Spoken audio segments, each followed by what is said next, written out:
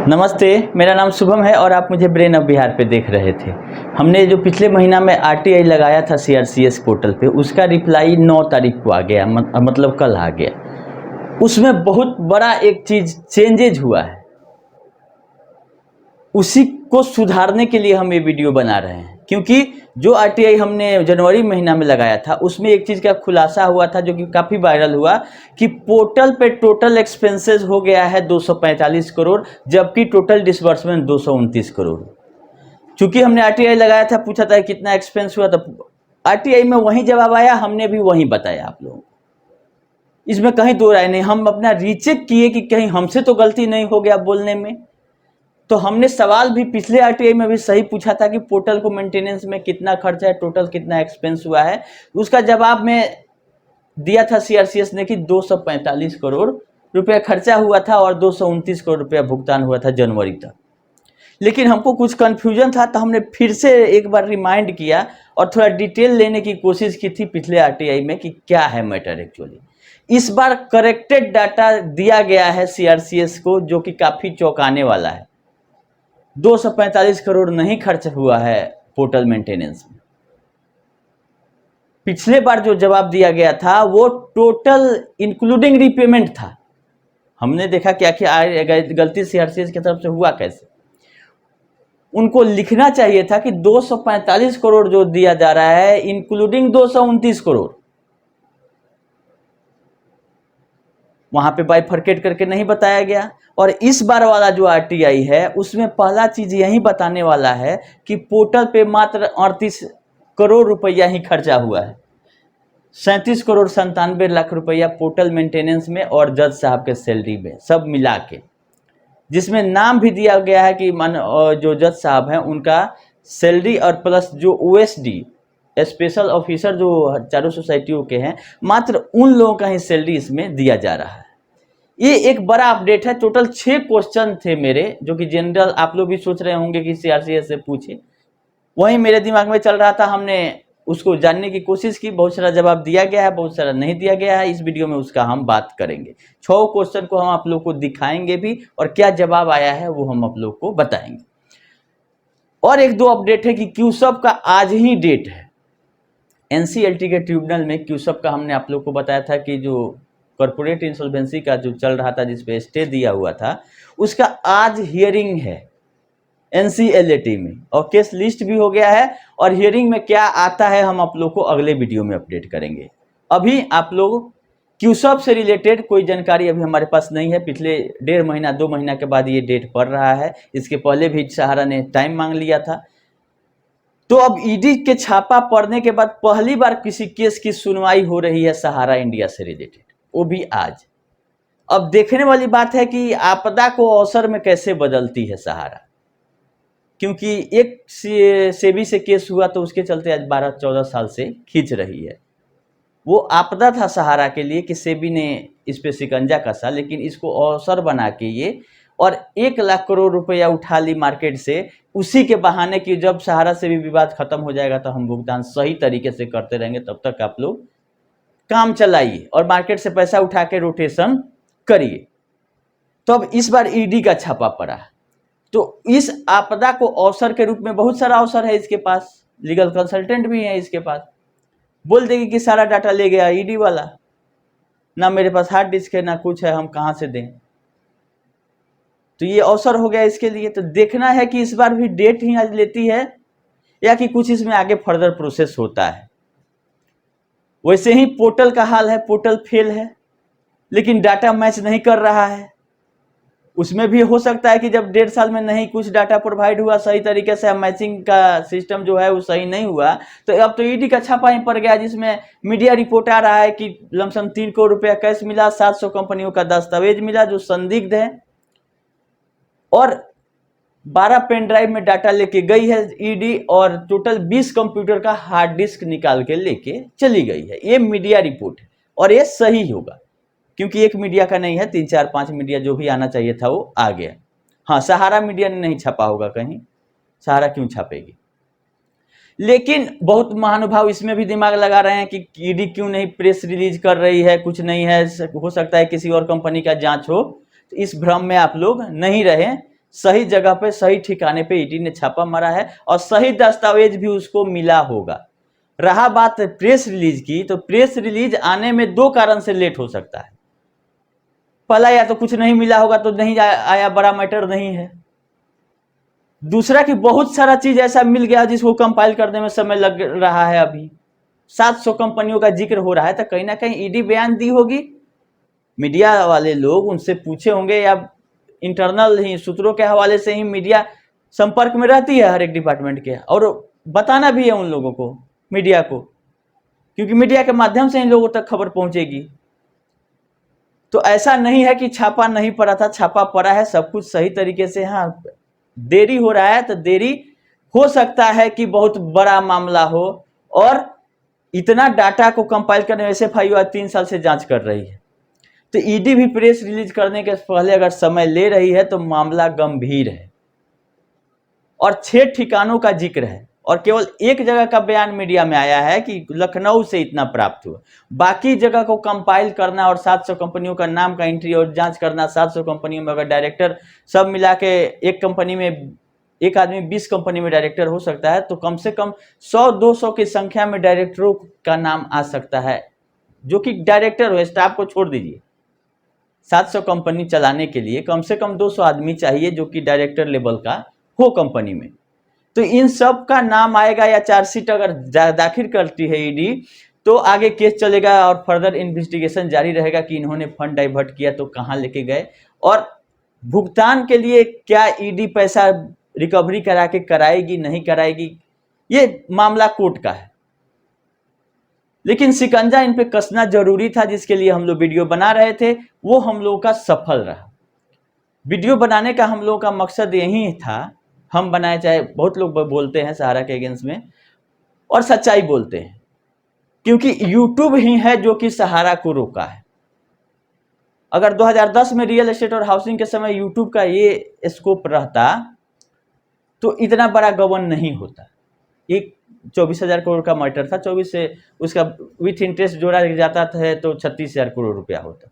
लेकिन ये 10 साल में इसको खुला छूट मिलते गया, और मतलब एक आदमी होता है कि एक गलती हुआ तो उसको सुधार का आगे व्यवस्था करेगी, लेकिन सहारा है कि एक अगर छोटा गलती हुआ तो उससे बड़ा गलती का सोचेगी कि अब इससे बड़ा करते हैं कि क्या हो, हमारा तो कुछ होगा नहीं, हमारे पास बड़े बड़े वकील हैं, मेरे पास पैसा है।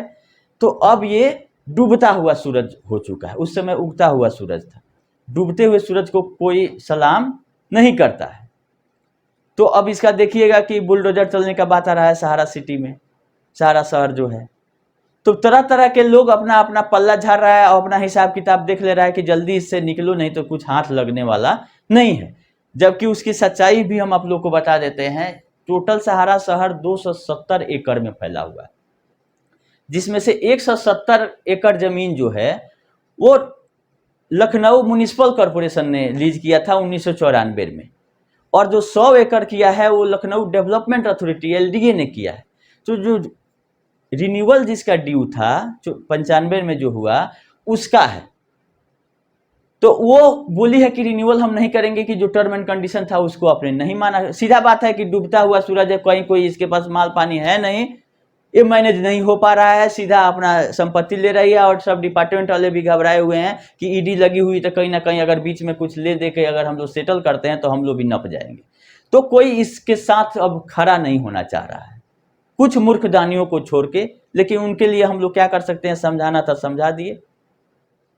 अभी भी वो नहीं समझ रहे हैं कि हाँ सहारा ने घोटाला किया, जिसके पीछे सीरियस फ्रॉड इन्वेस्टिगेशन ऑफिस लगा हो, ईडी का छापा पड़ रहा हो, डायरेक्टर सब जेल में, एक तो मेन चेयरमैन जेल से आया 2 साल के बाद, अभी एक जेल में है, और बहुत फ्रेंचाइजी मैनेजर और इस सब पे भी केस हो रहा है, लेकिन कोई इसके पीछे नहीं खड़ा हो रहा है सहारा के तरफ से। उसके बावजूद भी इन लोगों के आंख से पट्टी नहीं हट रहा है। तो उन लोगों के भरोसे छोड़ दिया जाए। हम लोगों का काम है कि एंटीवायरस की तरह यूट्यूब को काम कराना।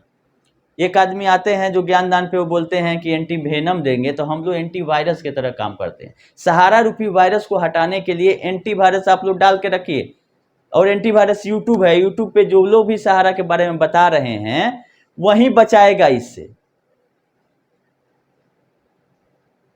बचाव ही उपचार है सहारा से, तो इससे दूर रहने की जरूरत है। हम लोग का टारगेट यही है, चाहे हम आप लोग को आज क्लियर कर दें कि इसका आगे फ्रॉड नहीं हो इस तरह से।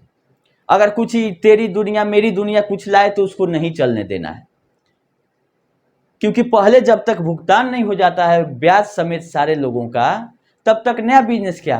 तो लेकिन रोकना है, लेकिन हम लोग की बावजूद, बहुत रोकने के बावजूद भी लोग ई स्कूट में पैसा जमा कर दिए। तो जिनको डूबना है उनको, उनके लिए हम लोग क्या कर सकते हैं? हम लोग समझा सकते हैं कि भाई इससे दूर रखिए। 11,000 वोल्टेज है, सटिएगा तो चले जाइएगा, लटकला तो गैला बेटा। जब ये टीडीएस से लेकर कमीशन, आपका एफडी का मैच्योरिटी, मतलब किसी का कुछ क्लियर आज तक नहीं की, लेके बैठी हुई एक बयान तक नहीं आ रहा है सहारा का ऑफिशियल, ईडी का छापा पड़े चाहे कुछ भी हो। उसके बावजूद भी अगर इसके लिए कोई बात करता है तो गुस्सा आता है। लेकिन अब इसके पीछे हम लोग भी ज़्यादा दिन अब नहीं रहेंगे, अपडेट आते रहेगा। लेकिन हम लोग को अगर आगे बढ़ना है तो इस डेड कंपनी का पीछा छोड़ना होगा, नहीं तो हम लोग भी डेड हो जाएंगे। आगे बढ़ने के लिए कुछ रोजगार संबंधी हम बात करेंगे। एक चैनल मेरा और भी हम इसके साथ में सपोर्ट के लिए शुभम नाम से बनाए हैं, उसको भी आप लोग सब्सक्राइब कर लीजिएगा, क्योंकि कुछ शेयर मार्केट से रिलेटेड, जीएसटी, इनकम टैक्स जो हमको जानकारी है, हम चाह रहे हैं कि इससे अलग भी कुछ कुछ दे। और इस चैनल पे लोग, मैक्सिमम लोग सहारा न्यूज़ के लिए सब्सक्राइब किए हुए हैं, तो नहीं चाहते हैं कि उनको डिस्टर्ब करें। तो हो सकता है कि शुभम वाले चैनल पे हम शेयर मार्केट और इनकम टैक्स, जीएसटी, इस सब के बारे में बताएंगे, और रोजगार कैसे मिलेगा। बहुत लोग बोलते हैं कि सहारा को आप लोग बंद करा दिए, इतना लोगों का रोजी रोटी चल रहा था। सही बात है, लेकिन वो रोजी रोटी तभी तक था जब तक सही तरीके से पैसा जमा हो रहा था, लोगों का भुगतान हो जा रहा था, कि जो जमा किया उसको ब्याज समेत पैसा मिल गया, तब तक वो रोजगार था। जब 100 रुपया में 10 रुपया आपको दिया, 90 रुपया लूट लिया, ये तो ये रोजगार नहीं है, ये लूट है। ये से बहुत सारा स्कीम आ सकता है कि 100 रुपया लाइए, 10 रुपया रख के 90 रुपया हमको दे दीजिए। अब इसका ये फंडा हो गया था 2010 के बाद, जब सहारा से भी विवाद में जब से कंपनी फंसा। लेकिन हम उस टाइम का भी हम तो अभी इस पर रिसर्च जो किए हैं, इसका 100-200 कंपनी एक डेट में, एक मंथ में, एक रजिस्टर्ड ऑफिस से बना हुआ है, वो भी 1997 में। तो 97 में कौन सा जांच था कि आप इतना कंपनी बनाए? 2004 में बहुत सारी कंपनियां बनी हुई है, जिसमें सहारा का नाम कहीं नहीं है, लेकिन है इसी की, उस पर जांच चल रही है। और जो 700 कंपनियों का दस्तावेज मिलेगा, बस उतने का जांच का जरूरत है कि इस सब कंपनियों में पैसा कहां से आया, इसकी संपत्ति अगर बिकी तो पैसा कहां गया। ईडी को बस इतने से मतलब रहना चाहिए। इस 700 कंपनियों को अगर जड़ से खंगाल देगी, मामला तमाम हो जाएगा। और इस 700 कंपनियों का डिटेल सुप्रीम कोर्ट में भी जाना चाहिए कि जब एम्बार्गो लग गया था 14 में, उसके बाद अगर इस 700 कंपनियों का डाटा अगर मिला है ईडी को, तो ये ग्रुप कंपनियां हुई और इसको फंड डाइवर्ट करने के लिए आए। सीधे लिख रहा है पेपर की फर्जी कंपनी। तो इस कंपनियों का जो पैसा आया गया, उसका हिसाब किताब शुरू से अभी तक मंगा ले, और अगर बिक्री होता है तो उसका भी पैसा मंगा के लोगों का रिफंड कराया जाए। तो वीडियो लंबा अब हो रहा है, लेकिन अभी हम चाहेंगे कि आ जाए अपने मुद्दे पे, कि जो आरटीआई किए थे उसमें 6 क्वेश्चनों का क्या जवाब दिया गया है। बाकी सब तो एंटीवायरस बन के हम लोगों को बचाते ही रहेंगे सहारा रूपी वायरस से। इसके लिए आप लोग जुड़े रहें, आगे नहीं ऐसा हो इसलिए वीडियो बनाया जा रहा है। जब जानकारी नहीं था, यूट्यूब नहीं था, लोगों का रोजी रोटी चल रहा था, सही से पेमेंट हो रहा था, कोई को हिम्मत नहीं था कि सहारा के खिलाफ कोई बोल दे। एजेंट लोग ही गोली मार देता। अगर 2010 में हम वीडियो बना देते इस तरह से, तो एजेंट लोग चलना मुश्किल कर देता। लेकिन जब इसका पेमेंट हो रहा था तो किसी को किसी से मतलब नहीं है। बहुत सारा केस बहुत कंपनियों पे चलता है, लेकिन बोलने वाला कौन होता है? कोई। जब ये 2020 तक कोई नहीं इसको बोला। हम नीरज जी का वीडियो देखते हैं, हमको लगता है कि 2020 से ही वो शुरू किए वीडियो बनाना। हम तो वीडियो बनाते हैं 2 दिन 3 दिन पर, वो ऐसे इंसान है कि रोज कम से कम 1-2 वीडियो बना के, और इसका कलई, ओरिजिनल में कलई वहीं खोलते हैं। कलई खोलना तो है शुक्ला जी का वर्ड, लेकिन नीरज जी जो कलई खोले हैं इसका, उसका कोई जोर नहीं है। धन्यवाद हम उनको देंगे कि इस तरह से बेबाक होके सहारा के खिलाफ अकेले बोलते रहे हैं, और आज भी बोल रहे हैं, चाहे वो नोटिस करे चाहे कुछ भी करे। हाँ, हमारे चैनल को आज तक कोई नोटिस नहीं आया, कोई स्ट्राइक नहीं आया, क्योंकि थोड़ा सा लीगल का टीम भी मेरे पास है। हम पहले वेरीफाई करा लेते हैं कि क्या चीज़ बोलने वाला है, नहीं बोलने वाला है। जब तक मेरे पास प्रमाण नहीं आ जाता है, तब तक हम आगे नहीं बात बढ़ाते हैं। तो आरटीआई पे हम बात करेंगे। 6 क्वेश्चन मेरा था जो कि आप लोग जानना चाह रहे हैं, यही चीज़ जानकारी इसमें देंगे। फिर अगला वीडियो में बहुत सारा अपडेट रहेगा।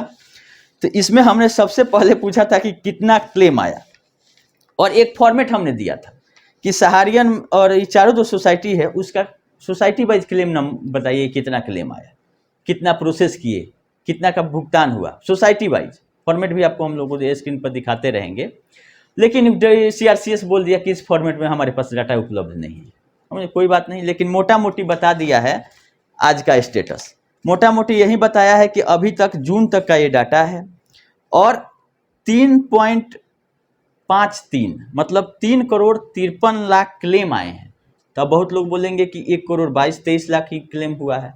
तो ये क्लेम्स है, क्लेम्स का मतलब हुआ चारों सोसाइटियों को मिला के। एक सोसाइटी का अगर है 2, 3, 4 ऐसे जोड़ के 3,53,00,000 क्लेम आए हैं।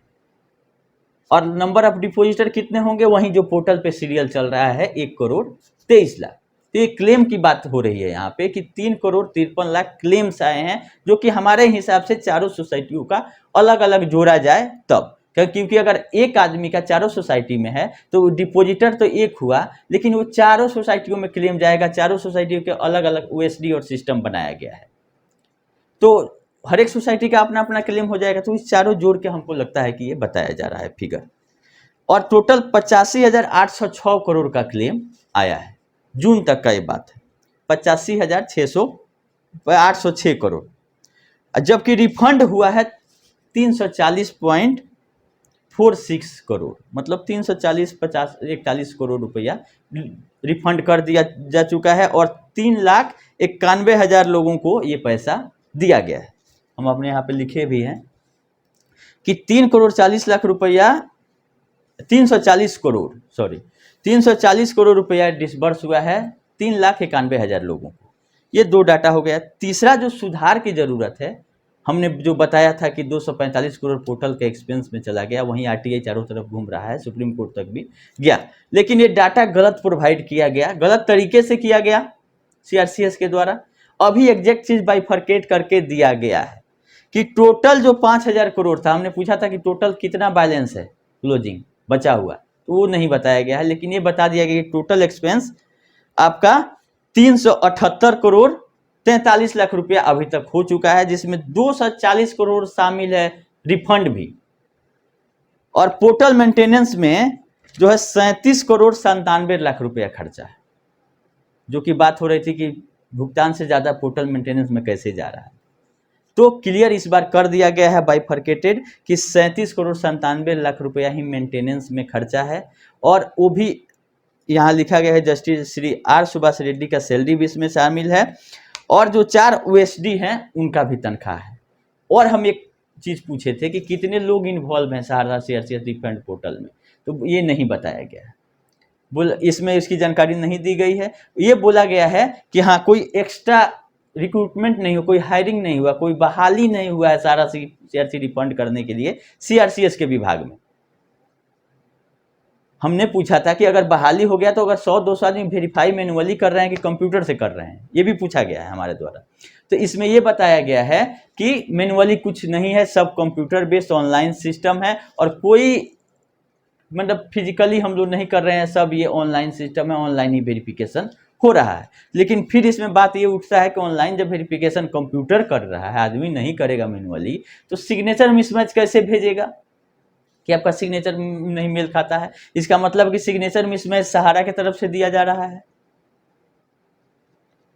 क्योंकि CRCS तो बोले कि मैनुअली हम कुछ देख ही नहीं रहे हैं, हम सॉफ्टवेयर बना दिए हैं। और सॉफ्टवेयर हम पूछे थे कि सॉफ्टवेयर किसका है, तो स्टॉक होल्डिंग डॉक्यूमेंट मैनेजमेंट, जो कि एक गवर्नमेंट कंपनी है, लिखा हुआ है, उसके द्वारा लिया गया है, जो कि CRCS को इस सहारा रिफंड पोर्टल को मेंटेन कर रही है, स्टॉक होल्डिंग। और no further staff has been hired and for the refund process, मतलब कोई नया बहाली नहीं हुआ। था हम मांगे थे कि एडवर्टीजमेंट निकला कि जान पहचान वाले को रख के और सैलरी दिया जा रहा है, क्योंकि 245 करोड़ जब आया था तो हमको डाउट हो गया कहीं ना कहीं मिसयूज तो पैसा का नहीं हो रहा है। तो हमने पूछ दिया कि बहाली कैसे हुआ, बहाली हुआ तो प्रॉपर विज्ञापन होना चाहिए, विज्ञापन का आप कॉपी दीजिए। लेकिन CRCS ने बोला कोई बहाली नहीं हुए थे, OSD बहाल हैं और जज साहब के देख रेख में हो रहा है, और स्टॉक होल्डिंग इसका डाटा मेंटेन कर रही है, और फिजिकली कुछ नहीं हो रहा है, सब ऑनलाइन हो रहा है। इतना जवाब दे दिया है, तो ये क्लियर करना जरूरी था हमको कि 245 करोड़ पोर्टल पे खर्चा नहीं हुआ है, मात्र 38 करोड़ रुपया पोर्टल मेंटेनेंस और सैलरी देने में जज साहब का खर्चा। वो केवल एक जज साहब का नाम लिखा है, जो कोर्ट के सलाहकार एक और गौरव अग्रवाल सर जो अपॉइंट हुए हैं, उसका मीडिया में भी आया था कि वो सैलरी लेने से मना कर दिए हैं, तो इसमें नहीं लिखा हुआ है कि उनका सैलरी, केवल justice R Subhash Reddy sir का लिखा हुआ है कि उनको दिया जा रहा है और 4 OSD को इस पैसा में से दिया जा रहा है सैलरी के रूप में। बाकी पोर्टल मेंटेनेंस में खर्चा है, कोई एक्स्ट्रा स्टाफ नहीं है। तो ये बात आती है कि जब एक्स्ट्रा नहीं है तो कंप्यूटर बेस्ड मैचिंग और कंप्यूटर का डाटा सहारा ने दे दिया था, तो मैचिंग क्यों नहीं कर रहा है, सॉफ्टवेयर का सॉफ्टवेयर से मिलान क्यों नहीं हो रहा है जब सब डाटा सही है। तो ये बहुत सारा चौंकाने वाला चीज है कि तब आखिर होगा कैसे। बहुत लोग बोल रहे थे कि जो वहाँ वेरीफाई कर रहा है उसमें गड़बड़ी है, जिसका मतलब कि सहारा की तरफ से ही डिफिशियंसी भेज दिया जा रहा है कि आपका सिग्नेचर मिसमैच है, डाटा गड़बड़ है, अमाउंट सही नहीं है, पैसा ताकि लोगों का नहीं मिले। खैर, इसका अब तो ईडी पीछे लग गई है। पहले तो सेबी ही काफी थी, अब ईडी का जांच कितना दिन में पूरा होता है और कितना दिन में इसको अपने गिरफ्त में लेती है सरकार, ये देखने वाली बात है।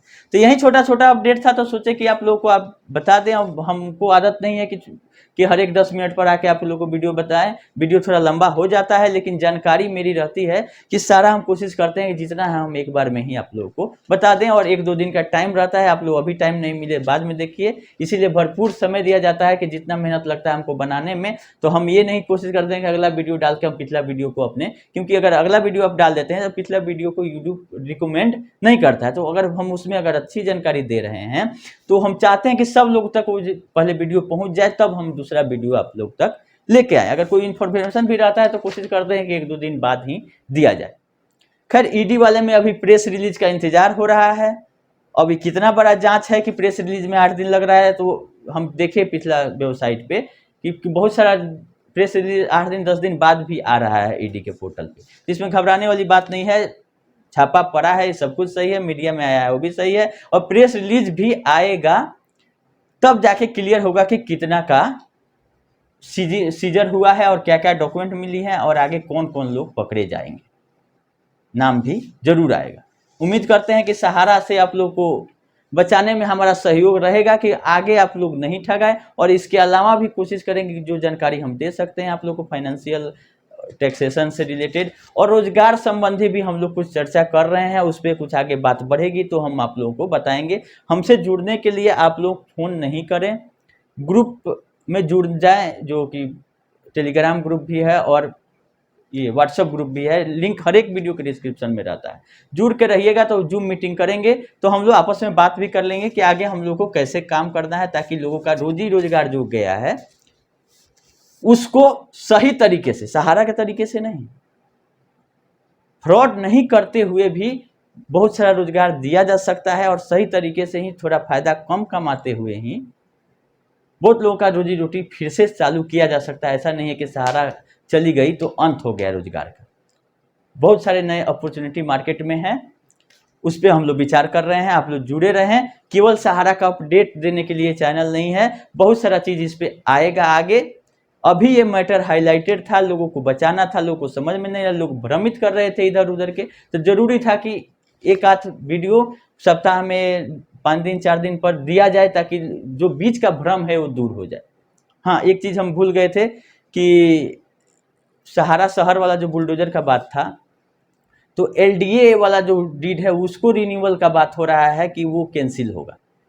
वो कैंसिल मतलब रिन्यूअल नहीं होगा तो वापस चला जाएगा। ठीक है, कोर्ट में मामला जाएगा, क्या होगा नहीं। लेकिन 170 करोड़ जो लखनऊ म्युनिसिपल कॉर्पोरेशन का है उसमें सहारा शहर मेन है, और वो उसका है, अभी उसका रिन्यूअल कब है नहीं है अभी तक हम नहीं पढ़े हैं, पढ़ेंगे तो जरूर बताएंगे। 270 एकड़ में सहारा शहर फैला हुआ है, जिसका मात्र 100 एकड़ में कुछ जमीन सहारा शहर में टच कर रहा है, ऐसा बोला गया, जिसके बोले हैं कि एलडीए वाले कि हम नापी करके अपना पकड़ लेंगे जितना का है उतना का, जबकि सहारा बोली है कि हमारा डेवलपमेंट में इतना खर्चा हुआ तो वापस करो। अरे भाई, तो रेंट का फ्लैट रहेगा तो उसमें आप इतना खर्चा क्यों करते हैं जब जानते हैं कि 5-10 साल 30 साल पर चला जाएगा।